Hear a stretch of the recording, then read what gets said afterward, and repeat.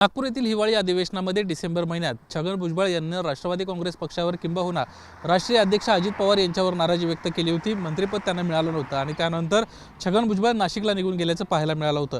साधारणपणे आता महिनाभराचे हा सगळा घटनाक्रम होतोय आणि आज पहिल्यांदाच छगन भुजबळ आणि अजित पवार हे आमने सामने येताना आपल्याला पाहायला मिळणार आहेत। राष्ट्रवादी काँग्रेस पक्षाचं शिर्डी येथे अधिवेशन पार पडत आहे। या अधिवेशनासाठी राष्ट्रवादी काँग्रेस पक्षाच्या वतीनं जल्लोष तयारी करण्यात आलेली आहे।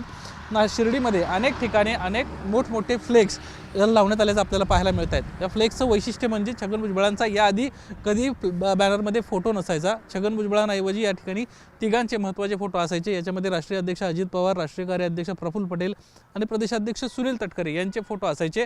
आजच्या या बॅनरमध्ये मात्र आता छगन भुजबळांचा देखील समोर फोटो आपल्याला पाहायला मिळतोय। छगन भुजबळ हे राष्ट्रवादी काँग्रेस पक्षाचे ज्येष्ठ नेते आहेत, पहिले प्रदेशाध्यक्ष आहेत आणि त्यांची ज्यावेळेस नाराजी सुरू झाली होती त्यानंतर मात्र पक्षाकडून चुप्पी साधण्यात आल्याचं पाहायला मिळालं होतं। कार्यकर्त्यांना आणि पदाधिकाऱ्यांना देखील छगन भुजबळ ह्या विषयावर बोलायचं नाही अशा पद्धतीच्या सूचना होत्या।